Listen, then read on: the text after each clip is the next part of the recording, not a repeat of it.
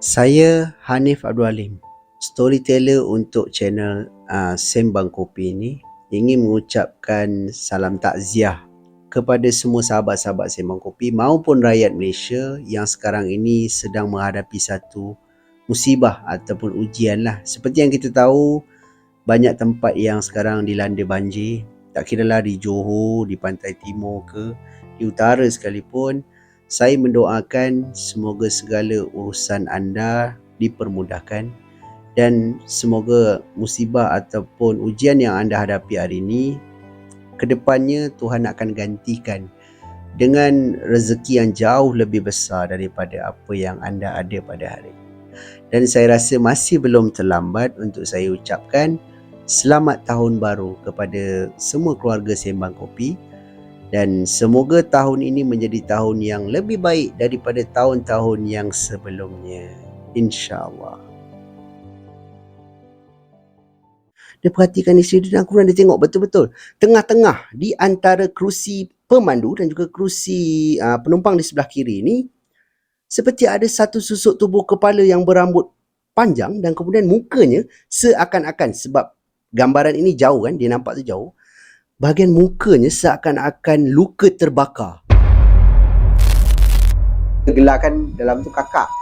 Kakak tu tutup mulut Siti. Kan orang dah cakap, jangan buka pintu. Tergantung kan.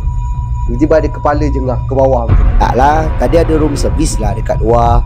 Ada satu tangan tau, berwarna hitam, keluar daripada. Dia nampak muka makhluk ni tadi. Cubalah buka, nak tanya daripada arah sana. Ketiga orang ni berdiri pada.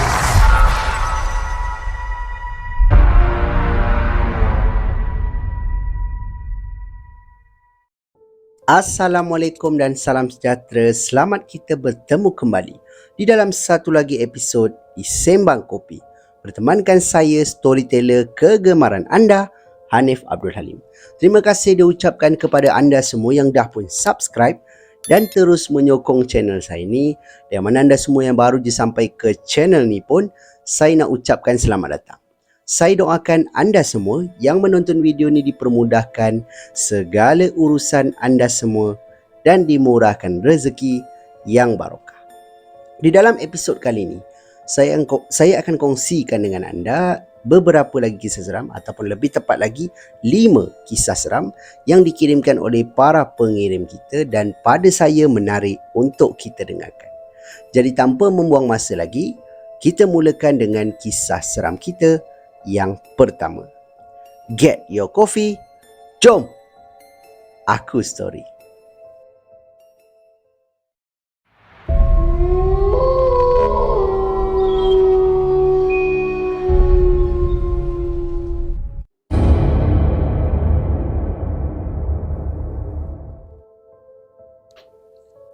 Baiklah, kita mulakan dengan pengalaman seram kita yang pertama. Kisah ini dikatakan berlakunya kepada pengirim kita yang bernama Azizi. Yang mana Azizi ini nak berkongsi dengan kita semua satu pengalaman seram yang dia pernah alami ketika dia sedang berehat di salah sebuah R&R yang terletak di Lebuhraya Utara Selatan. Kisah dia berbunyi begini. Okey, dikatakan kisah ni berlaku pada hujung tahun dalam bulan 12 macam tu. Seperti yang anda semua tahu, masuk saja bulan 12, tak kiralah budak sekolah ke ataupun boleh kita katakan orang yang bekerja sekalipun akan mengambil cuti yang panjang. Okey, untuk pergi membawa keluarga bersia-sia ataupun makan angin, ada juga yang nak pulang ke kampung. Okey, dalam kes Azizi ni, dia kata dia nak pulang ke kampung dan dia telah pun mengambil cuti selama 2 minggu. Disebabkan kampung dia terletak di Kuala Terengganu dan kampung isteri dia pula terletak di Georgetown, Pening. No, jauh kan? Jadi dia kata dia ambil cuti yang panjang lah. Kisah ni bermula yang mana dia dah berada di kampung lah, di Kuala Terengganu pada waktu tu. Dia spend time dengan family dia lebih kurang dalam 4 hari lebih macam tu. Dan kemudian mulakan perjalanan pula untuk bertolak pulang ke kampung isteri dia yang terletak di Georgetown. Okey, dia bergerak dalam pukul 12.30 hari macam tu. Dia katakan pagi tu dia bersarapan dengan keluarga apa semua, baru dia mulakan perjalanan melalui LPT 2 LPT dan kemudian Lebuh Raya Utara Selatan menghala ke utara. Okey. Jadi dia kata dia tak boleh nak one shot terus sampai ke Georgetown, tak boleh, sebab isteri dia bukanlah kata baru lepas bersalin. Anak dia pada waktu tu dah pun berusia 8 bulan. 8 bulan. Jadi isteri dia tak boleh duduk lama dalam kereta. Jadi sampai kat mana-mana RNR dia kena berhenti lagi. Jadi bila banyak berhenti, perjalanan tu akan jadi panjang lah kan, masa perjalanan tu. Okey. Dia pun lalu LPT 2, lalu LPT dan kemudian mula masuk ke Lebuh Raya Utara Selatan. Okey, waktu dia dekat Lebuh Raya Utara Selatan ni, isteri dia cakap dengan dia, "Bang, berhenti sekejap boleh tak?" "Kenapa?" "Saya lapar lah." "Oh, lapar ke? Tadi kan baru makan dekat RNR tu." "Yelah, saya kan nyusu badan," dia kata. Jadi bila isteri dia dah cakap macam tu, dia kata okeylah, tak apa. Dia faham kan, sebab yelah menyusu badan memang cepat lapar kan, kita pun tahu. Jadi dia kata okey, tak apa, nanti kalau ada depan ni, apa berhenti, dia cakap macam tu. So dia tengok di signboard yang berada di sisi Lebuh Raya ini, ada satu RNR yang tak jauh daripada dia. Tapi bukanlah RNR yang besar, dia hanyalah satu hentian. So dia cakap dengan isteri dia, kita lepaskan hentian ni dan kemudian kita berhenti di satu lagi, maknanya depan hentian ni akan ada satu RNR yang besar lah. Ada stesen minyak, ada kedai makan, macam tu. So isteri dia bersetuju. Dia pun memandu sampailah ke RNR yang dimaksudkan. Nama RNR ni dia ada tulis. Tapi bila saya tengok, saya amati betul-betul, nama RNR ni masih lagi beroperasi dengan baik dan kemudian ada kisah seram tapi tak terlalu banyak lah. So saya ambil keputusan untuk merahsiakan je lah. Kita hayati kisah dia je. Okey, jadi bila dia sampai je dekat RNR ni, dia berhenti. Disebabkan waktu tu ialah bulan 12, jadi kereta agak banyak. Mungkin ada yang nak pulang kampung ke apa kan. Dia tak dapat nak parking betul-betul dekat dengan kawasan kedai makan ni. Jadi dia berhenti di arah depan sikit tau. Depan sikit. Okey, dekat dengan laluan untuk keluar semula ke Lebuh Raya. Gambaran dia macam tu. Bila dia berhenti je kat tepi jalan, so dia cakap dengan isteri dia, "Awak nak turun ke?" Anak dia mula menangis. Anak dia yang berusia 8 bulan ni menangis. Wah. Jadi bila anak dia menangis, mak mana yang tak serabut, betul tak? Mak dia nak turun macam mana? So dia cakap dengan Aziz, "Tak apalah bang. Abang belikanlah saya apa-apa. Awak nak makan apa? Tak kisahlah, burger ke nasi ke, ikut abang lah." Macam tu. Dia dah macam tak ada mood. So Aziz ni cakap, yelah. Dia pun turun sambil gaul-gaul kepala ni, apa aku nak beli kan? Tak apa. Dia pun berjalan menuju ke arah orang kata Medan Selera ni. Dia bungkuslah waktu tu ada air dan kemudian nasi ayam, ada juga dia beli burger. Nampak? Punyalah tak pasti suami ni. Macam tu punya banyak dia beli. So dia dah beli punya beli. Dia pun jalan menuju ke arah kereta dia semula. Dan kemudian apabila dia turun je daripada tangga kafeteria ini ataupun Medan Selera ni, dia pun nampak di bahagian depan sikit daripada arah kereta dia ni ada sekumpulan budak-budak motor tau, yang boleh dikatakan tengah ride dah mungkin, sebab ada backpack dan kemudian diorang sedang mengisap rokok di tepi jalan. Dan kemudian apa yang Aziz nampak, ada lebih kurang dalam 5 motor macam tu. Jadi bila dia perhatikan budak-budak ni, salah seorang daripada penunggang motosikal ini pandang ke arah salah satu kereta yang parking di tepi jalan. Menyebabkan waktu si Azizi nak melintas, dia perhatikan budak ni. Budak ni tengok ke arah kereta aku. Dia cakap macam tu. So dia teringat, isteri dia ialah anak dia berusia 8 bulan. Ada kalanya isteri dia akan memberi susu badan. Okay? Menyusukan anak dia di dalam kereta. So dia berfikir mungkin budak ni tengah tengok isteri dia menyusukan anak dia. Dia pun berjalan pergi ke arah budak tu. Berjalan ke arah budak tu dan kemudian tegur lah. Bro, kau tengok apa dia cakap macam tu. So budak ni macam terkejut pandang ke arah dia. Dan kemudian ada budak-budak lain yang duduk di tepi jalan ni, kawan-kawan lah, yang kawan-kawan budak yang tengah tengok kereta dia ni, cakap, bro, relax bro, asal ni bro, macam tu kan. Tak, sekarang kawan-kawan ni tengah tengok kereta aku, kau tengok apa? Dia cakap macam tu. So budak ni kata, bang, minta maaf bang, saya tak tengok apa-apa, saya just perhatikan kereta abang je. Kenapa kau tengok kereta aku?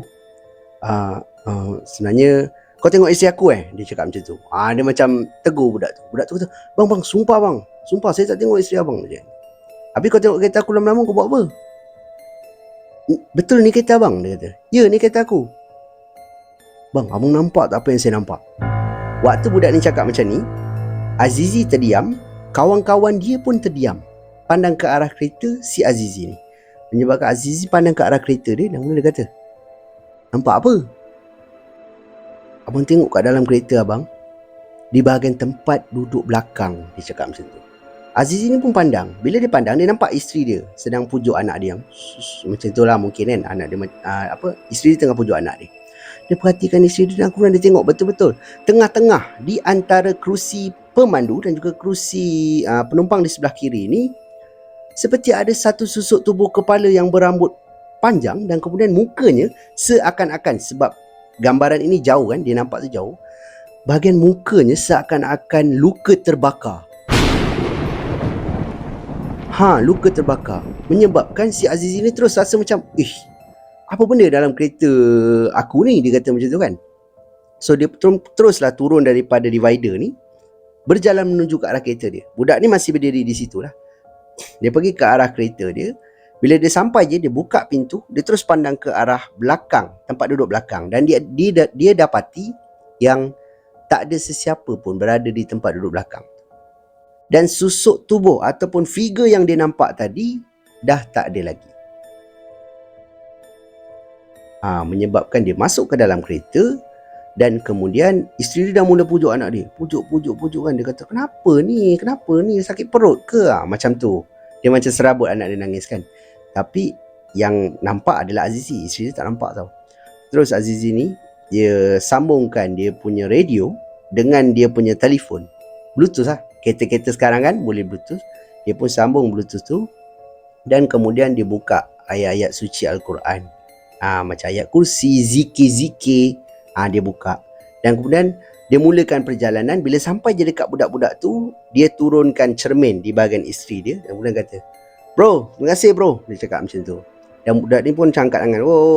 Dia pun jalan. Masuk saja ke lebuh raya semula.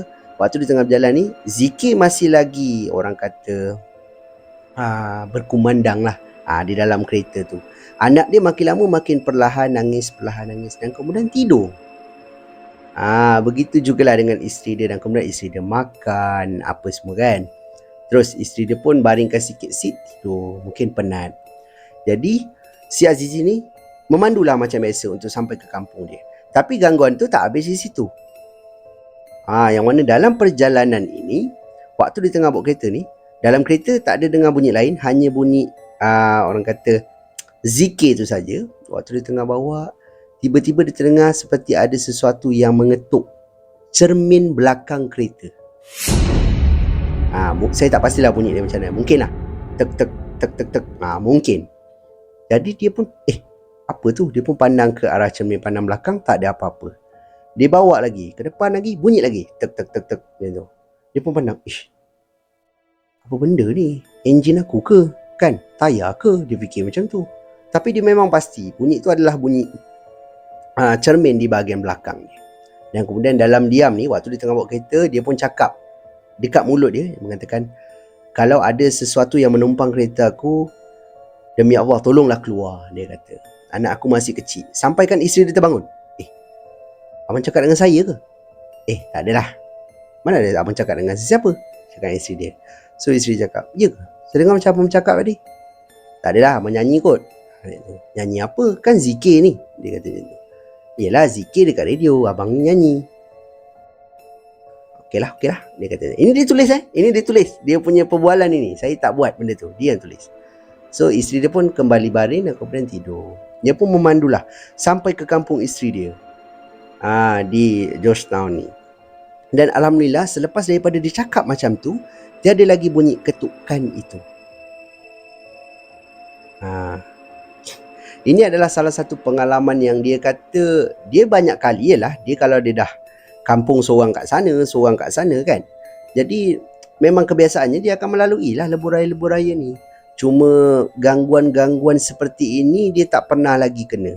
Tapi di LPT dia banyak kali juga kena. Cuma dia tak kongsikan lah. Dia kata dia akan kongsikan untuk video yang akan datang ataupun kiriman yang akan datang.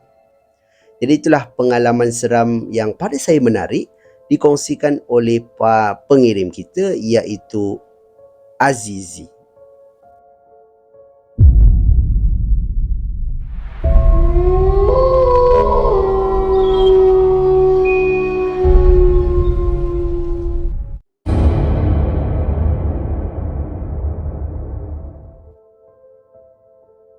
Kita beralih pula ke kisah seram kita yang kedua.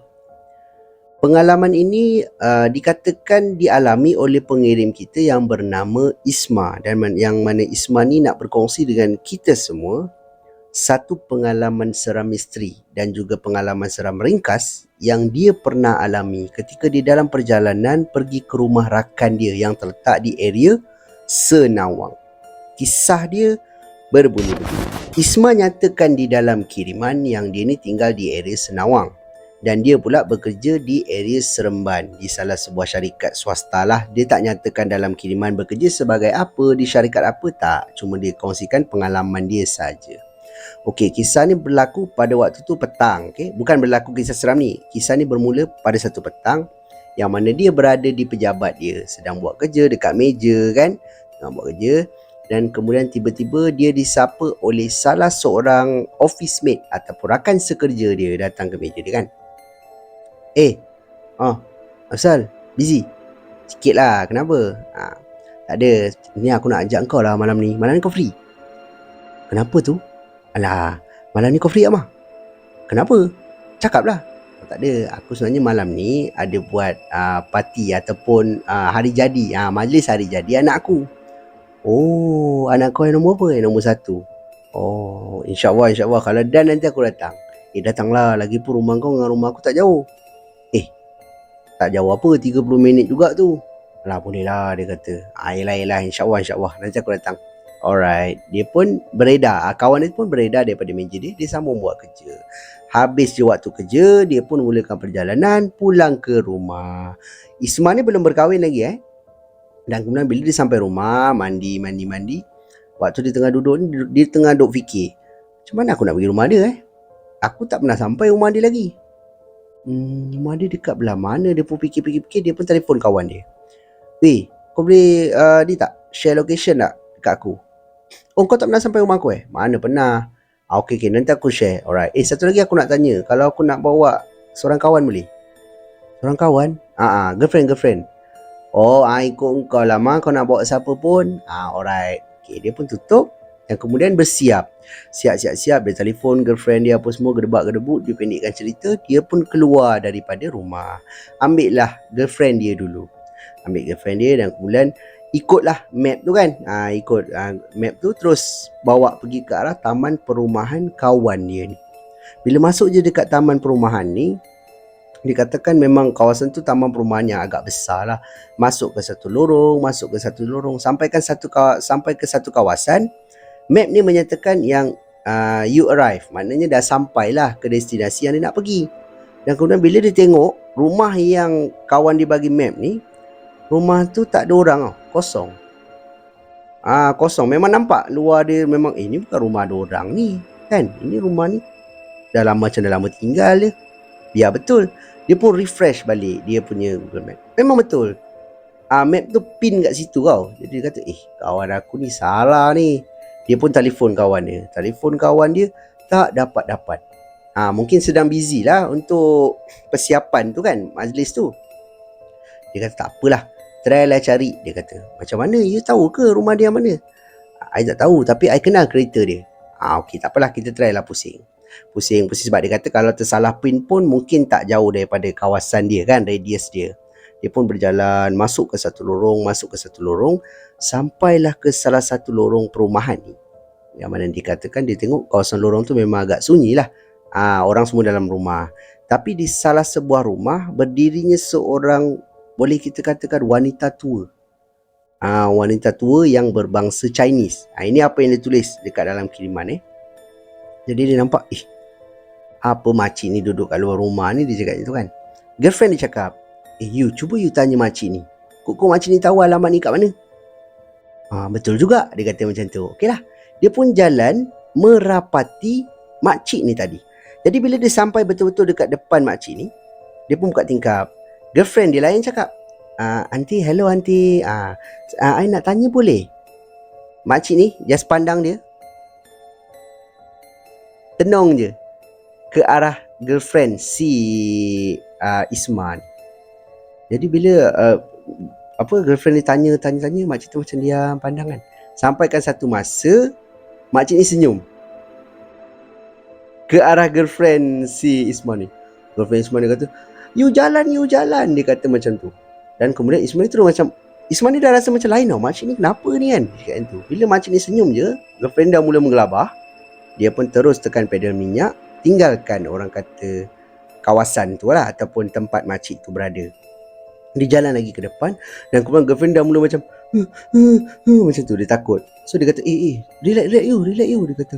You nampak tak muka makcik tu tadi? Nampak. Sampai je dekat hujung lorong ni adalah jalan mati. Adalah jalan mati tau, yang mana ada kereta yang parking di bahagian hujung ni.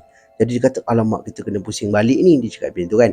Dia pun U-turn lah, bukan U-turn macam apa, mengundur sikit kan, pusing balik untuk keluar balik daripada lorong ni. Dan bila dia nak keluar ni, girlfriend dia dah takut lah, sebab akan lalu lagi rumah yang ada makcik ni tadi kan, ataupun ada aunty ni. Tapi waktu dia orang sampai dekat situ, aunty tu dah tak ada dah. Aunty tu dah tak ada. Tak tahulah aunty tu masuk dalam rumah ke, ataupun gaib macam tu je ke, dia pun tak pasti. Dan kemudian waktu dia nak keluar daripada lorong, telefon dia berdering. Jadi dia tengok, kawan dia. Dia pun angkat. Weh, apa pasal aku cari rumah kau tak jumpa-jumpa ni? Aku sampai kat rumah kosong ni. Rumah kosong? Oh betul, dia kata. Ya betul. Lorong betul lorong. Aku dekat lorong sekian ni. Dia pun bagi tahulah mungkin kan. Jadi kawan dia kata, salah. Nanti aku tunggu kat luar rumah. Kau keluar, kau masuk ke kiri. Dia tulis kat dalam kiriman, kawan dia bagilah instruction nak pergi rumah kan. Ini contoh. Kau keluar, kau masuk kiri, nanti aku tunggu kat luar rumah. Okey. Dia pun jalan dan kemudian jumpalah rumah kawan dia ni. Selamatlah sampai. Tapi waktu dekat rumah kawan dia ni, girlfriend dia dah terdiam dia tahu. Makan tak nak, apa tak nak. Sebab mungkin dia dah takut lah. Dan kemudian habis dia daripada majlis tu, dia pun hantarlah girlfriend dia balik. Dan kemudian dia pun balik semula ke rumah. Gangguan ikut ke rumah ke apa, memang tak ada. Benda tu memang tak ada. Tapi dia kata, misterinya, makcik tu siapa? Makcik tu siapa? Yang mana pada mulanya hanya pandang dengan tenungan yang tajam ke arah girlfriend dia. Bila girlfriend dia tanya, Aunty, dia macam diam je, tengok je. Sampai ke satu masa bila aunty ni senyum, memang si Isman ni sini cakap, wajah dia agak sedikit menyeramkan. Dia seolah-olah macam menyeringai kan, ke arah girlfriend tu, yang agaknya girlfriend dia terus macam terkejut lah. Dan alhamdulillah lah, tak ada apa-apa yang teruk lah yang berlaku. Cuma pengalaman ini saja. Jadi itulah pengalaman seram yang diceritakan oleh pengirim kita ni, iaitu Isma.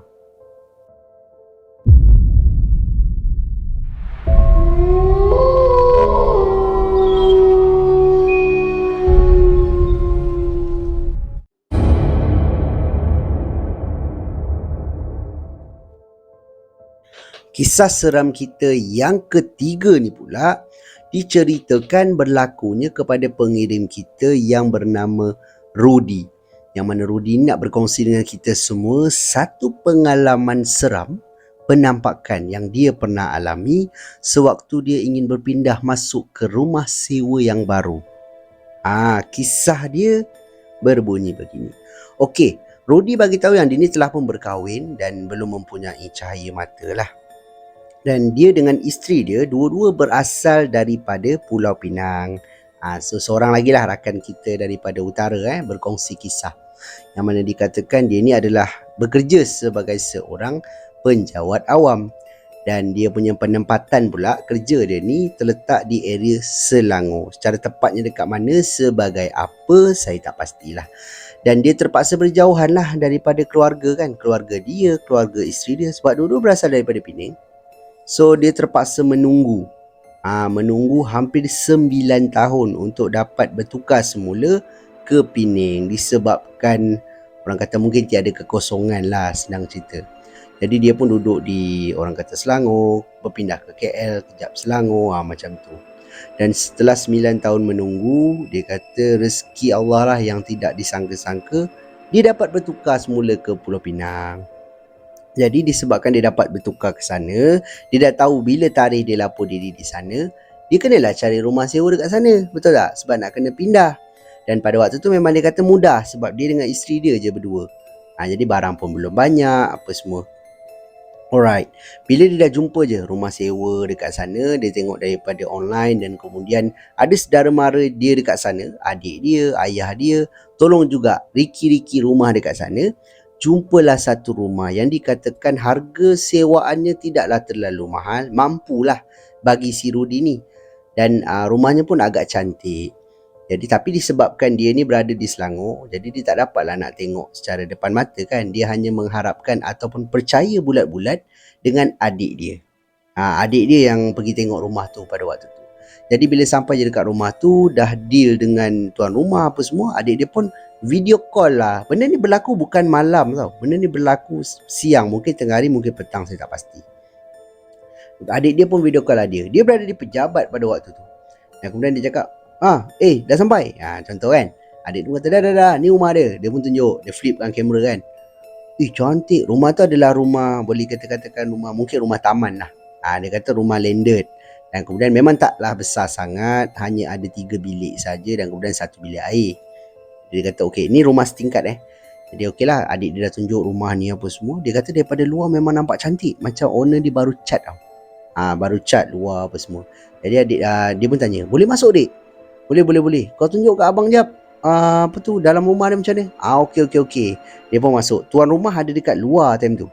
Luar rumah depan. Dia nampak lah daripada rakaman ataupun video ini. Tuan rumah tu ada di depan pintu. Tuan, saya masuk kejap tuan. Okey, masuk. Dia pun masuk, dia pun tunjuk. Nah ni bilik depan. Ui, cantik. Okey. Cun. Bilik tengah. Bilik tengah yang ni Okey. Bilik belakang yang ni. Kecil sikit. Dia kata macam tu lah. So, bila dia dah tengok, adik dia pun tunjuklah ke bahagian dapur. Tunjuk ke bahagian dapur. Dan kemudian bila adik dah tunjuk semua, adik dia pun pusinglah balik untuk pergi ke arah depan, ke arah luar lah, nak keluar balik kan. Jadi dia kata, bang macam mana bang? Okeylah, aku rasa on kot, dia cakap tu. Jadi waktu adik dia nak keluar ni, adik dia akan nampaklah daripada orang kata video call ini, pintu-pintu bilik tu. Dan di salah satu pintu bilik berdiri seperti ada satu susuk tubuh yang sedang berdiri dekat dalam bilik tu. Yang mana daripada atas sampai bawah yang dia nampak hanyalah hitam je lah. Hitam je nampak macam tu. Jadi adik dia lepas daripada pintu tu, dia dah perasan, siapa dekat dalam bilik tu kan? Tuan rumah kot, dia fikir macam tu. Bila dia keluar, kan adik dia keluar, nampak tuan rumah tu kat luar. Okey, macam mana, jadi ke? Dek, jap. Kenapa? Kau masuk balik? Kenapa? Masuk balik. Okey. Adik dia pun masuk balik, masuk dalam rumah dan kata, kenapa bang? Kau pergi dekat bilik nombor 1 tu dek, bilik master bedroom tu. Adik dia pun masuk, tunjuk. Ada orang kat dalam tu? Mana ada orang? Kau berapa orang kat rumah tu? Aku 2 orang dengan tuan rumah. Afzal. Alamak, dia kata. Kenapa? Tak apa. Kau cakap dengan tuan rumah tu, aku hold dulu. Kenapa pula? Dah okey dah ni, aku dah deal apa semua. Dia cakap macam tu kan. Tak apa, kau dengar je cakap aku dulu. Kau cakap dengan dia, hold je dulu. Yelah, dia kata macam tu. Okey. Adik dia pun keluar daripada rumah, tutup, matikan panggilan tu. Okay. Dan kemudian dia terfikir, kalau 2 orang je, jadi apa yang dia nampak waktu adik dia lalu tu, ada satu macam bayang-bayang. Bayang-bayang ataupun satu susuk tubuh hitam semuanya berdiri di dalam bilik tu. Siapakah orang tu? Ataupun apakah itu?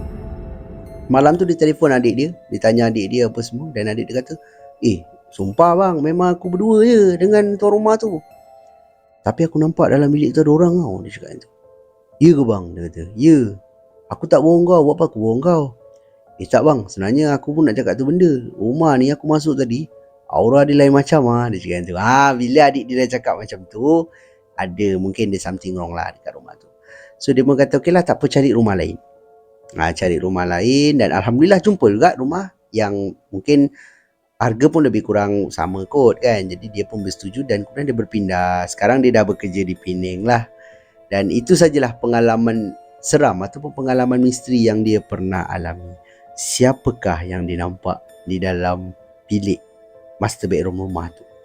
Dan kalau dia duduk di rumah tu, adakah dia akan diganggu? Itu persoalannya.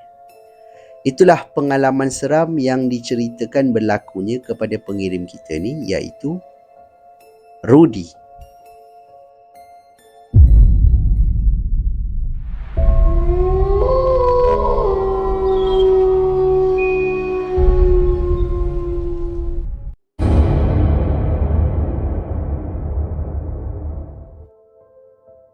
Kisah seram kita yang keempat ni pula dikongsikan oleh pengirim kita yang bernama Suhaila.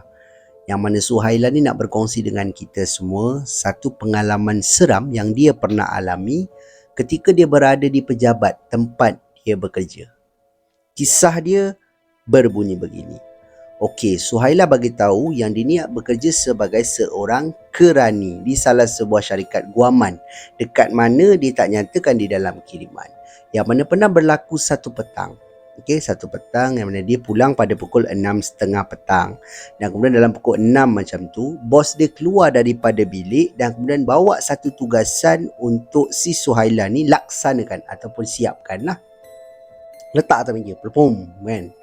So dia pun cakap, kau tolong siapkan benda ni. Dia kata macam tu.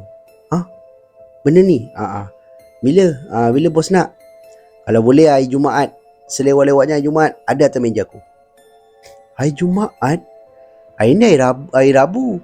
Esok cuti umum. Hari Khamis cuti umum. Dan kemudian hari Jumaat nak kena ada atas meja dia bila dia nak buat kan.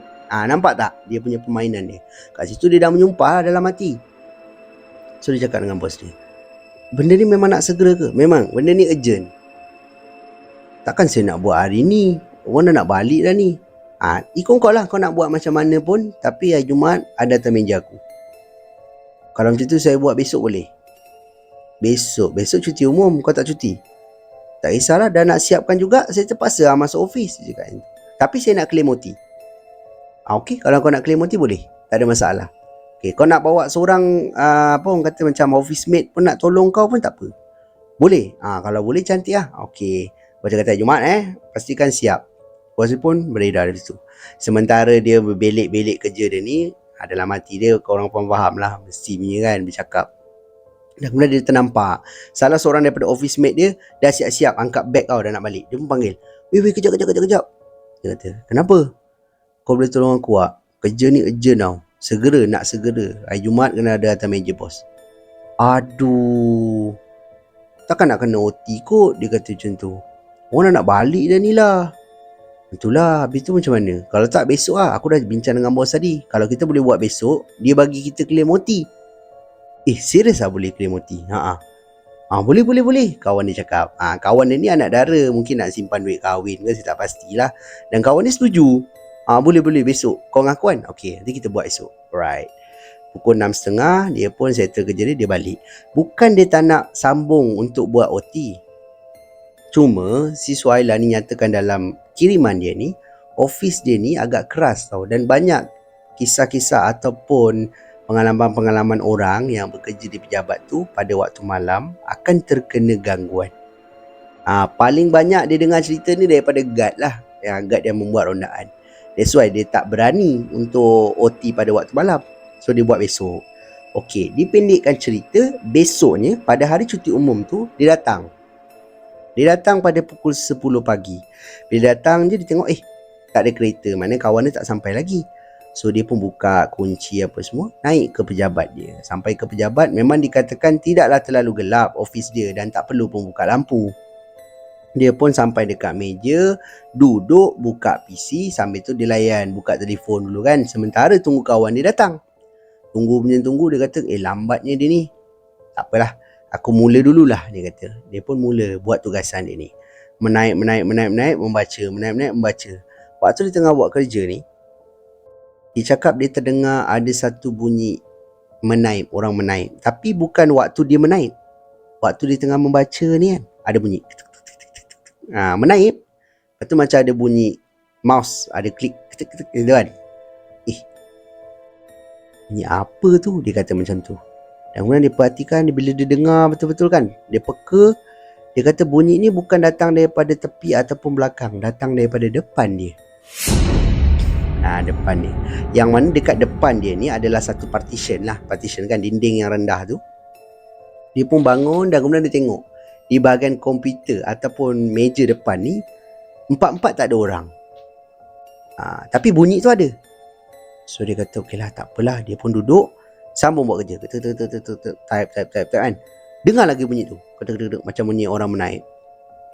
Kat situ dia kata, ya betul ni kan, datang daripada depan ni bunyi dia. Tak apa, dia buat tak tahu lagi. Dia pun mula menaik balik. Menaik. Bunyi lagi sekali dan kemudian terdengar macam ada bunyi orang print sesuatu. Mesin photostat tu macam ada orang print. Menyebabkan dia terkejut dan kemudian dia mulalah berdiri. Tapi bukanlah berdiri laju lah, dia macam perlahan kan. Perlahan tengok ke arah meja depan. Part ni dia kata jantung dia hampir gugur tau. Punya itu maknanya gambaran lah yang dia takut pada waktu tu. Dia bangun, dia kata dia tengok je dekat meja bahagian depan dia nampak di salah satu kerusi ada seorang perempuan yang sedang duduk, yang mana bajunya putih, rambutnya panjang, melalui belakang kerusi pejabat ini. Dan kemudian dia kata tangan, tak nampak pun tangan menaik ke apa, tak ada. Tangan dia macam kat tepi macam ni tapi bunyi. Bila dah nampak figure tu je, si Suhailan ni dah mula takut lah. Dia terus tinggalkan meja dia, berlari keluar daripada pejabat, turun dia ke bahagian bawah dan kemudian dia terserempak dengan kawan dia. Kawan dia tanyalah, nak pergi mana kau? Nak pergi mana? Dia bercakap dengan kawan dia, kau apa kau lambat sangat ni? Orang dah ada kerja hari ni. Dia tu.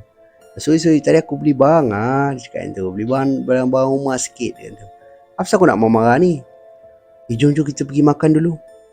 Baru pukul 12 dia kata tu. Pukul 1 lah nak kita pergi makan. Sekarang. Okey. Kawan dia pun teman dia pergi makan dan kemudian waktu dia orang tengah makan ni, dia orang sembang lah, bercerita kan pasal benda tu. Takutlah, kawan dia jadi takut lah. Tapi kawan dia tetap juga datang pejabat lah kan. Datang pejabat, tolong dia buat kerja. Tapi kerja tu siap pada Jumaat, cuma dapat dekat bos dia petang. Dia still kena marah juga sebab bos dia nak pagi, tapi petang baru dia boleh letak.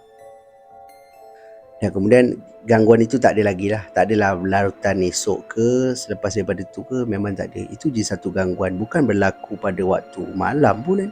Itu berlaku pagi tu. Pukul 11 lebih kurang kan. Pagi, kalau dia pukul 10 dia masuk, main telefon lebih kurang buat kerja. Takkan dekat pukul 11 lebih macam tu. Dah kena ganggu. Siang-siang pun ada hantu. Aduh, hantu sekarang dah tak kira waktu dah. Bukan shift dia pun dia keluar juga. Tapi itulah kan kisah. Jangan terlalu taksub dan percaya. Saya anggap kisah ni menarik, sebab tu saya kongsikan. Dan itulah pengalaman seram yang diceritakan oleh pengirim kita ni, iaitu Suhaila.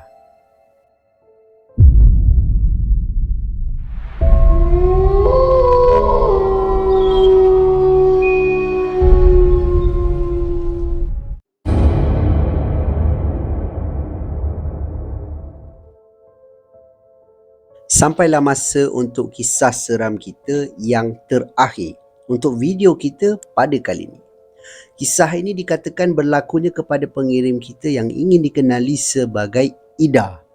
Yang mana Ida ni nyatakan di dalam kiriman dia nak berkongsi dengan kita semua satu pengalaman seram penampakan yang dia pernah alami ketika dia sedang berada di rumah dia sendiri. Kisah berlaku dekat rumah ni sangat dekat lah dengan kita sebab yalah, siapa tak tinggal dalam rumah, betul? Kita semua tinggal dalam rumah. Yang mana Ida bagi tahu yang dia ni tinggal di area Jasin, satu daerah di negeri Melaka. Okey, pengalaman ini berlaku pada satu malam yang mana dikatakan dia ni tidur di dalam bilik, satu bilik dengan adik dia yang nombor 3. Ida ni adalah kakak sulung dalam keluarga, anak sulung dalam keluarga dia, kira kakak lah. Kedua adalah lelaki dan kemudian nombor 3 adalah perempuan. Dan kemudian adik dia pada waktu tu berusia 15 tahun. Ida ni saya tak pasti umur dia apa, mungkin lebih daripada tu lah kot. Pernah berlaku satu malam, kisah dia sangat ringkas, yang mana dia sedang tidur di atas katil, pandang ke arah adik dia, yang mana dia mengiring ke sebelah kiri, membelakangkan tingkap yang berada di belakang dia. Dan kemudian adik dia pandang ke arah dia lah. Dia punya berbual. Dia kata malam tu pun dia tidur agak lambat juga, dalam pukul 1 lebih macam tu. Sebab keesokan harinya tidak bekerja, mungkin hari cuti kan. Berbual dan kemudian tak macam mana adik dia terlelap dulu. Adik dia tertidur dulu. Dan kemudian dia pun baru dia tertidur selepas daripada tu. Dia tutup lampu meja dan kemudian dia terus tidur. Waktu dia tengah tidur, tiba-tiba dia terdengar macam ada suara perempuan yang seolah-olah macam ni macam macam sedang dalam ketakutan, menyebabkan dia macam bunyi apa ni kan. Dia kata dia pun buka mata, dia tengok adik dia sedang duduk pandang ke arah belakang dia, iaitu tingkap lah. Jadi si Ida, sorry lupa nama dia. Si Ida ni pun dia terus cakap dengan adik dia, "Kau kenapa dik?" Dia cakap macam tu. "Kak, apa tu kak?" Dia cakap macam tu. Terus si Ida ni toleh ke bahagian belakang, pandang ke arah orang kata tingkap ni. Dan apa yang dia nampak adalah di bahagian luar ini boleh dikatakan ada cahaya lah, tidaklah terlalu gelap kan. Dia nampak seperti ada seorang, boleh dikatakan seorang perempuan yang sedang berdiri betul-betul dekat tingkap ni, seolah-olah sedang pandang. Dia nampak macam bayang-bayang lah di sebalik orang kata langsir kan. Di luar tingkap ni seperti ada yang sesuatu yang berdiri pandang ke arah dia dalam bilik. Menyebabkan si Ida ni terus macam, "Astaghfirullahalazim. Kak, apa tu kak?" Dia kata macam tu. Adik dia dah takut. Ida ni kata, Dek, relax. Baring. Dia kata, "Kak." Dia pun baringkan adik dia dan kemudian Ida ni baca sesuatu dalam hati. Baca, dia pandang ke arah belakang. Dia toleh kepada dia tengok benda tu ada lagi. Sampaikan satu masa dia pandang ke arah belakang dan dia nampak di bahagian langsir ni seolah-olah macam timbul. Benda tu dah berada dalam rumah.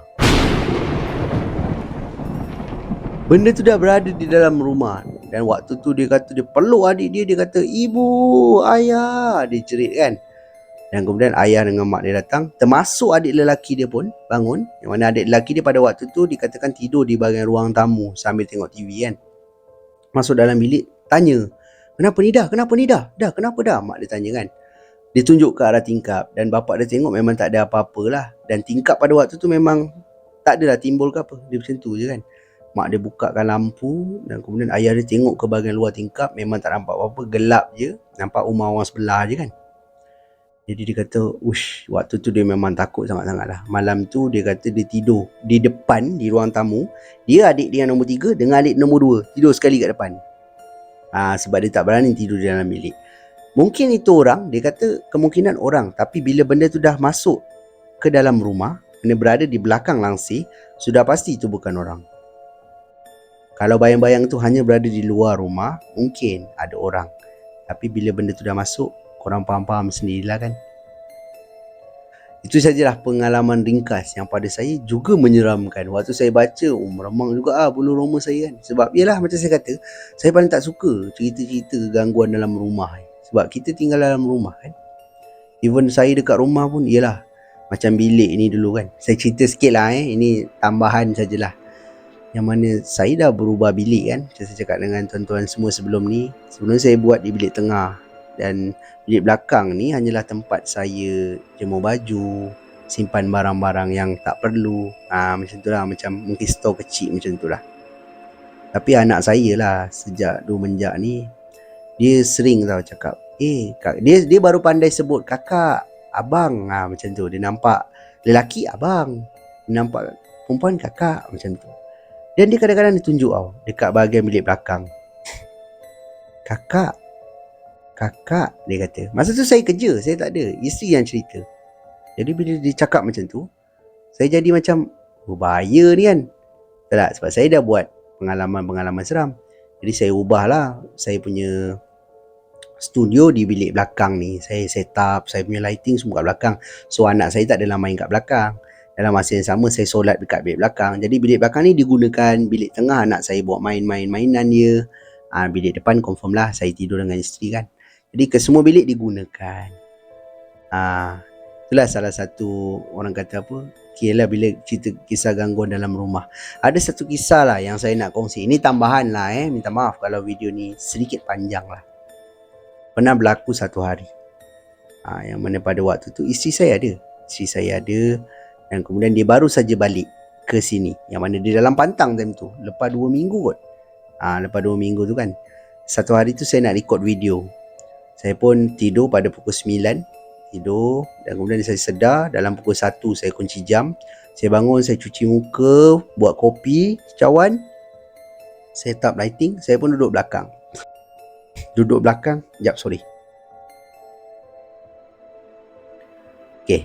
Saya pun duduk belakang. Mulalah orang kata baca kisah-kisah kan. Mendalami kisah-kisah ni, macam mana saya nak sampaikan. Tengah saya bercerita ni, Tengah saya, orang kata apa, rehearsal lah, rehearsal kan. Di bahagian tingkap belakang ni macam ada bunyi ketukan, tek tek tek tek tek tek tek tek, tek kat tingkap. Saya ingat dia binatang, jadi saya pun tengok, perhatikan. Belakang memang gelap lah. Siapa dia ni? Siapa? Sambung balik, sambung cakap tek tek tek tek tek tek kat tingkap. Saya selak ni, apa orang kata, langsir ni kan. Selak tengok kat luar tak ada apa. Okey, tak apa. Saya duduk balik. Kali ketiga dia bunyi, saya terus tutup lampu semua. Bukan takut lah, tapi saya rasa macam, oh malam ni tak boleh buat kot. Delay dah 1 hari. Kan, mana taknya. Saya pun terus tidur malam tu. Dan kemudian keesokan harinya baru saya rekod video. Itulah macam, yelah, benda-benda tu kita pun tak dapat jelaskan lah apa dia kan. Mungkin ada binatang ke, saya tak nampak, saya tak pastilah. Dan mungkin juga gangguan. Selagi dia tak menunjukkan rupa, saya harap benda tu tak ada apa lah. Itu je lah pengalaman yang saya nak kongsi lah dengan anda semua. Jadi itu sajalah kisah kita yang terakhir untuk episod kali ini.